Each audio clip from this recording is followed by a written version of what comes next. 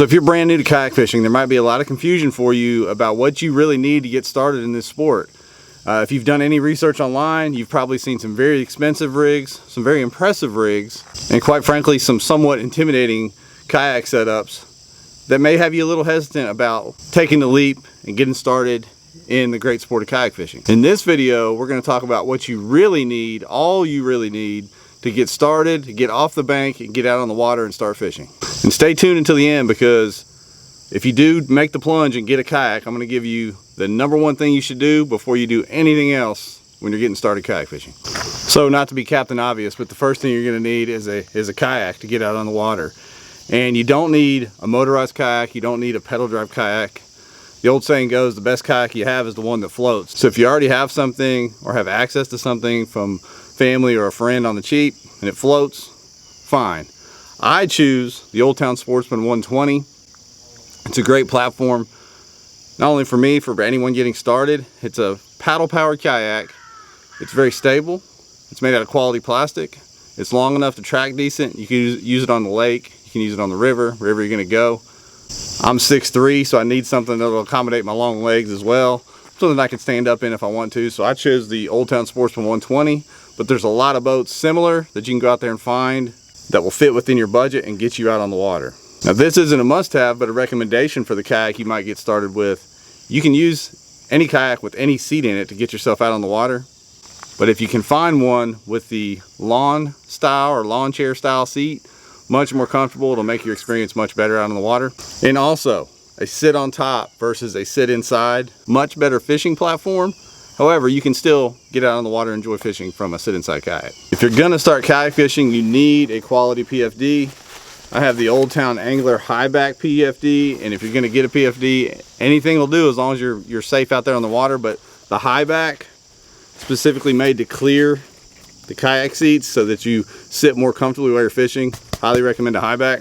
And something with some good front pocket storage, so you can store a knife, a safety whistle, your phone, things like that, while you're out on the water and not be scrambling for it throughout your boat. So a high quality PFD, high back if you can find it.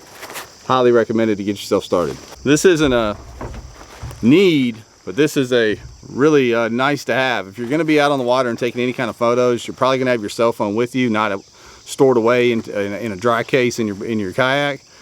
Some sort of phone lanyard. You can pick these up on Amazon for cheap. I'll link this one. I think it was 10 or 15 bucks, but strapping this to your PFD, save yourself hundreds of dollars and a big headache if you're trying to take a cool photo of some scenery out there on the river or on the lake and drop your phone in the lake. That'd be a nightmare. This little cheap item, save you a big headache if you're getting started fishing. Third, gotta have a paddle. If you're getting started in kayak fishing and you're gonna make that boat move and you wanna get in on a budget friendly level, you're not gonna have a motor, you're not gonna have a pedal drive, you're gonna need a paddle. Now, you can pick up budget paddles for around 30 bucks and get really extravagant with the price of those. This is the Carlisle Magic Angler. It's around 100 bucks. You can find them from around 100 bucks, 130 bucks. Solid paddle, quality construction, light. It's even got a little, if you're gonna kayak fish, it's got the little line hook on it to help you get yourself unsnagged there. Great paddle, but a lot of options out there for that. I'll link the PFD and the paddle below this video as well. But quality paddle, something that you won't get fatigued with using it all day because it's too heavy. So fiberglass, carbon fiber, but if what you have access to is aluminum, that's just fine. So now, truth be told, kayak, PFD, paddle. That's all you really need in a fishing rod, and you're good to go.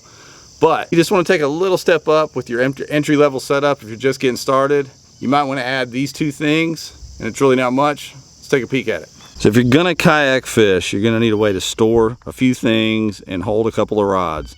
Most of today's boats, wherever you buy them, have a rod holder in them like this. The Old Town has one on each side, so you can carry your rods there if you'd like.